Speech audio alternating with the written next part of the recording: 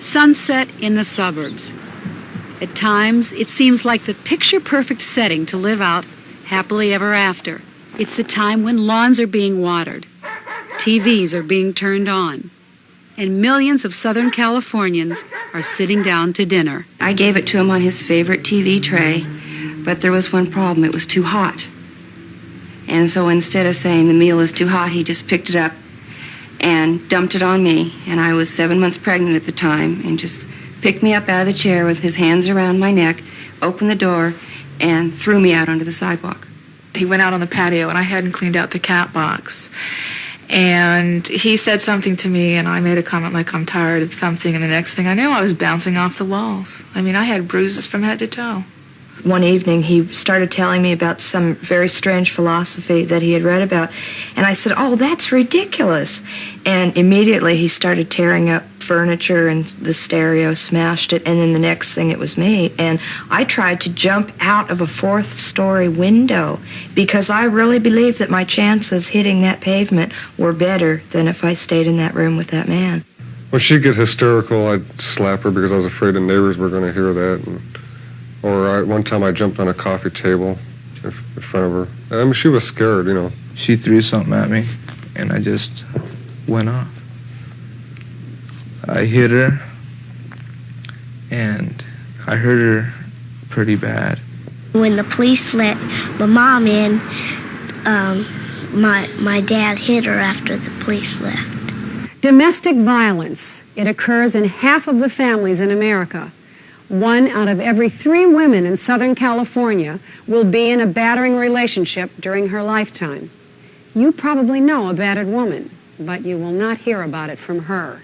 Statistics show that wife beating occurs more frequently than rape, but it is less often reported.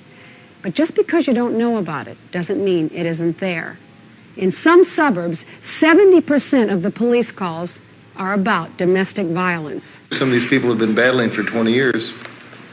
You're supposed to go there and in 5 minutes solve 20 years of problems. It's the crime that kills more police officers than any other. Don't wait until you get in this position. Get out before. It's the crime that put Karen Connell back in the hospital. You are sentenced to the state prison for a total of 8 years. It's the crime that is sending Ed Winans to jail and sending his wife Blanca packing. It is the reason why these children draw pictures of storybook houses and nightmarish parents. Tonight we will see how domestic violence affects people's lives and find out how to stop the violence that hits home. Please stay with us for this special edition of 2 on the Town. What goes up must come down. Spinning wheel, got to go round. Talking about your troubles, it's a crying sin. Ride a painted pony, let the spinning wheel spin. You got no money and you got no home. Spinning wheel, all alone.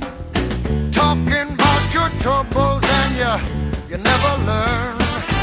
Ride a painted pony, let the spinning wheel turn. Did you find the directing sign on the straight and narrow highway? Would you mind a reflecting sign? Just let it shine within your mind and show you the colors that are real.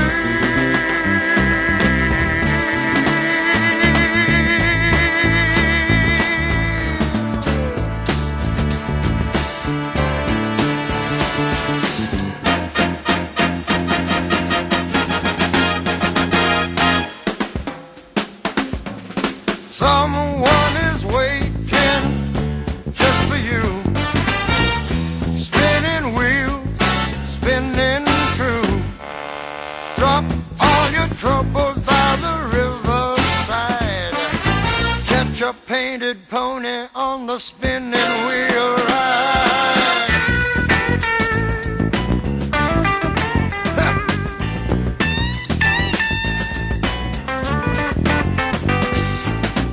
Someone's waiting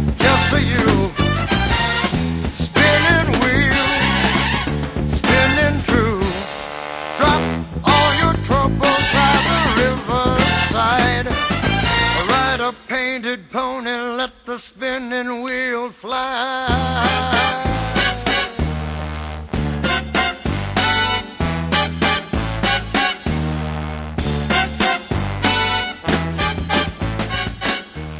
Found very often that domestic disputes can be a source of great problem. We just had an officer shot in a domestic dispute.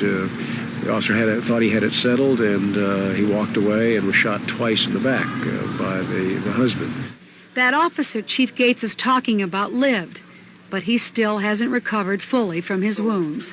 And his fellow officers at North Hollywood Division can't forget what happened to him on that domestic violence call. They can't afford to. You have so many of them, and you don't know what's going to happen, whether someone will be hiding behind a tree and shoot you. It's happened so many times in this department. Just ambush you. So you have to be cognizant of everything. They'll keep their mouth shut until you're through with the advice, and then they'll take all this rage and anger that's been focused on their mate, and then they point it at you. On this night, domestic violence calls are coming in 1 every 15 minutes. Only burglaries are more common. Domestic violence comes across the radio as a 415 family dispute. What it means is there's a family in trouble. How long ago did he leave? About 30 minutes ago. Are you guys legally married? Mm-hmm. You're legally married, so it makes wife beating. We can make a wife beating report on that. Well, this is not the first time. He's been in a lot of trouble there for the same thing. 20-year-old Pat was married last May, but the honeymoon ended a long time ago. He hit me hard with the boot. You can see that on my head. He did what? He hit me with his cowboy boot, the heel of the boot on my head. Believe it or not, he hit me in the judge's office in where we lived in West Memphis, Arkansas. See, he had beat me up real bad in the hospital, and everything took pictures, and it was so bad my nose was broke. It was sitting on the side of my face, and they had to pull it over and tape it. It was her grandparents who stopped the violence this night. We was trying to pull him off of her, and he did tell her that her mother and daddy, or her people back home, said they never did do this when I jumped on him. But, we couldn't stand seeing him do that, so we was trying to help out. Now her husband is calling her, trying to come back again. I don't want to talk to him. Do you want me to tell him to come home? Come here? Tell him it's best if he gives himself up now, because we have an APB on him right now. But the police have written up their report. Felony, wife beating. Do you still love him? Yeah, but I can't live with him. I see that. Pat was taken to the local hospital for treatment. She signed a complaint against her husband. But after her bruises healed, as far as we know, they're back together again. Well, I think she ought to be away from him. I don't think she ought to be with him anymore, because I do think he'll kill her. It's a familiar story. Abuse, reconciliation.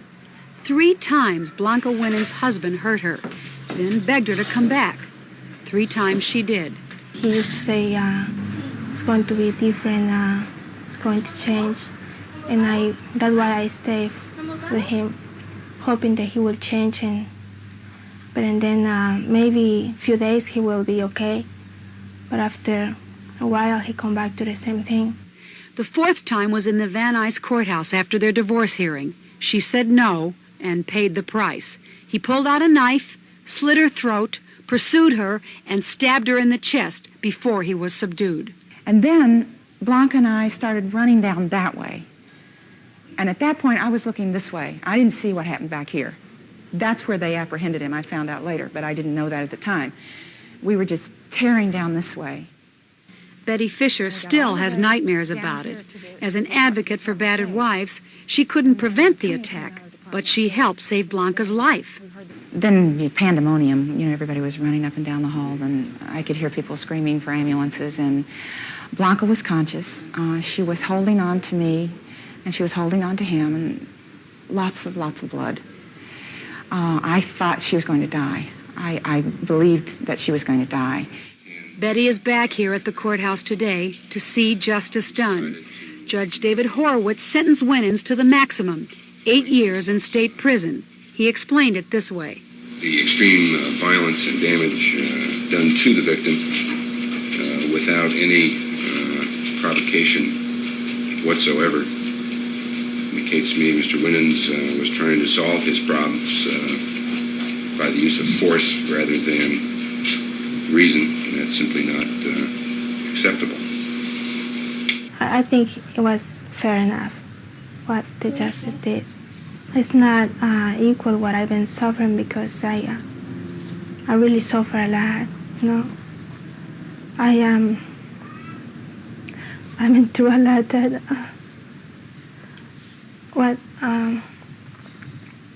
the pain, the hurt, all that is not enough.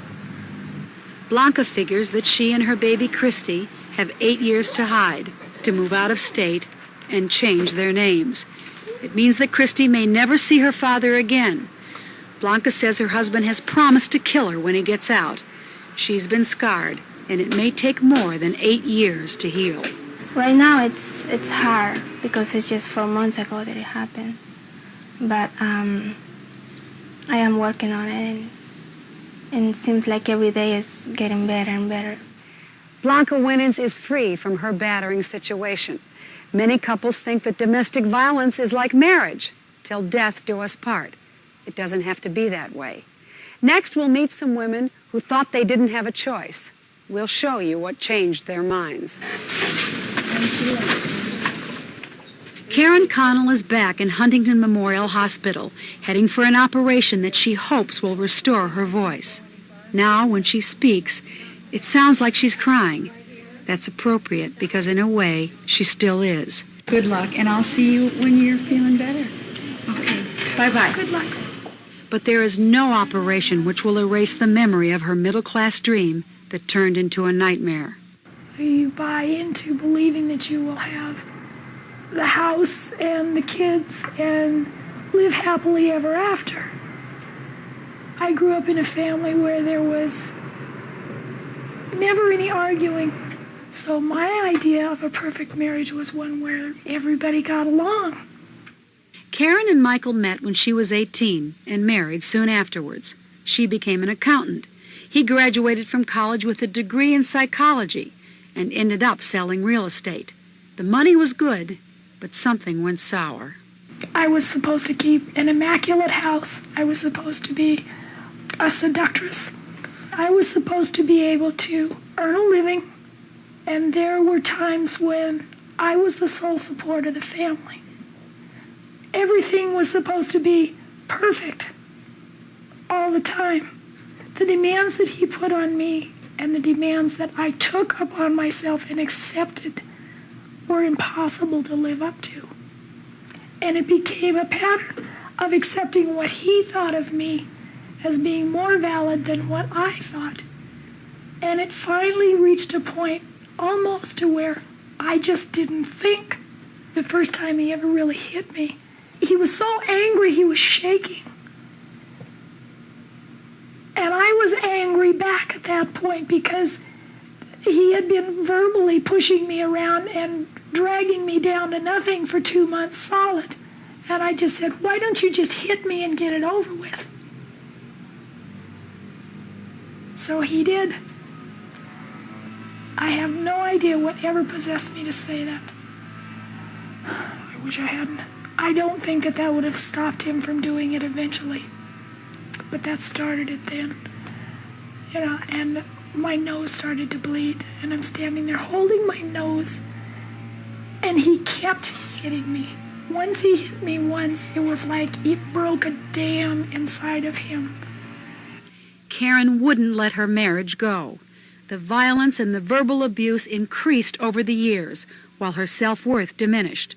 It became part of her everyday life.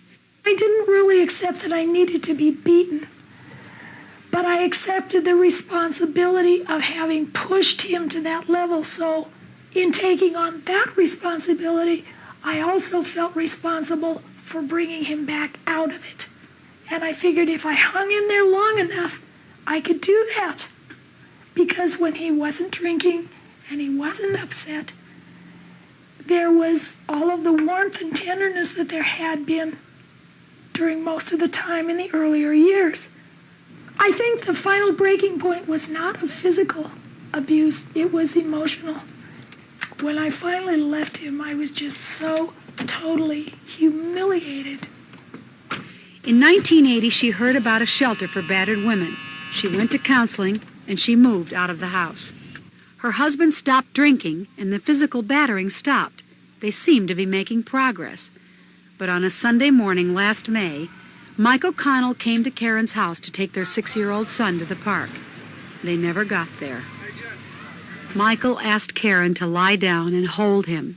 He said he was scared and he wanted to talk about God. He then slit her throat with a serrated butcher knife. He kept cutting until their son jumped on his back, begging him to stop. Karen was able to wiggle free and run out of the house, but not before he asked her to kill him. She didn't, so he locked himself in the bathroom and slit his wrists. Karen had collapsed outside and been rushed to the hospital. Their young son heard his father commit suicide. It is a day burned in his memory.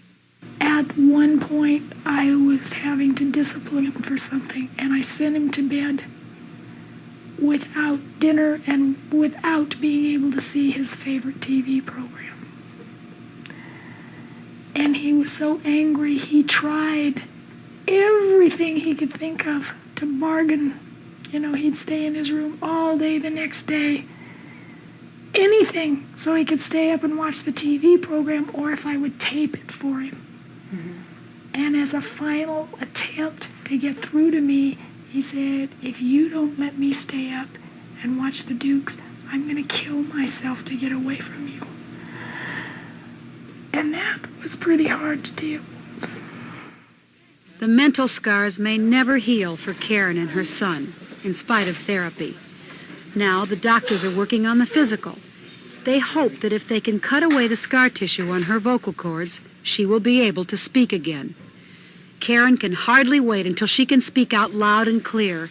She wants other women to know that if a family is torn apart by violence, there is help, despite all the pressures to keep silent. I grew up middle class. He grew up middle class.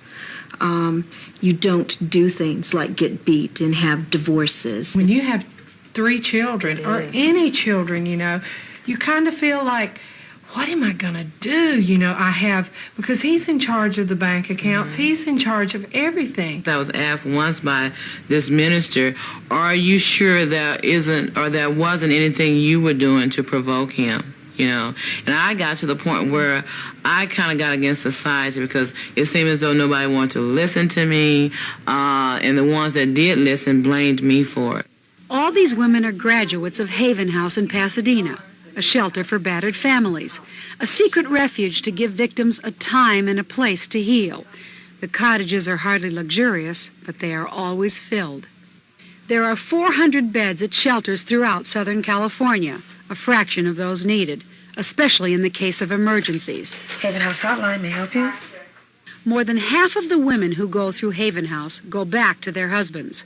For non-residents, most shelters offer counseling and a 24-hour hotline. Sometimes they know when a crisis is about to come on. So we talk about getting an extra set of keys, because a lot of times the crisis we think is right then. They go through stages, and it's sort of like out of sight, out of mind. If you can get out of the house for that period of time that you know that something's about to happen and stay out of his reach, usually by the next morning or so, he's gone through the next stage of being sorry, or the blackout is over. Whatever stage he goes through, it's usually over. Women are not the only victims of domestic violence. Next, we'll take a look at what's being done to help the children and the batterers, who see themselves as victims of society's violence. Stay with us. It is said that violence begets violence, and statistics show that violence in the home is passed down from generation to generation. But it's not hereditary. It is learned behavior that can be unlearned. These men have asked that their faces not be shown. All throughout my life growing up, there was always violence. You were always getting into fights. I was also told to draw the line on hitting women when I grew up, but there were times when different circumstances that was uncontrollable. But those times are over now for George. After counseling, he and his family are back together again. Chuck is said to be making progress. Now, when he hurts his wife, he realizes it's wrong. Most batterers don't accept responsibility for their violence. I got really upset with her, and I literally grabbed her and I was banging her into a wall.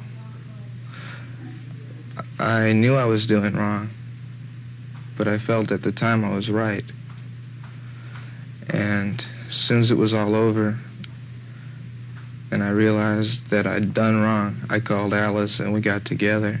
The Alice that he is referring to is family counselor Alice LaViolette. And that the communication problem may be with both people in the relationship, but that the violence is something that she does not provoke and she does not cause because he makes a decision somewhere down the line to hit.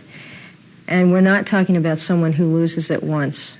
We're talking about an escalating pattern where the violence increases over time in intensity and frequency. Alice and her associate Bill Harris lead a counseling group for batterers, one of only 2 such programs in Southern California. It is called Alternative for Abusive Behavior. It's where people learn to deal with their anger without violence. Just because she carried the child for 9 months does not make her a better parent. Okay, I see you right now. And it does not give her the right to do that.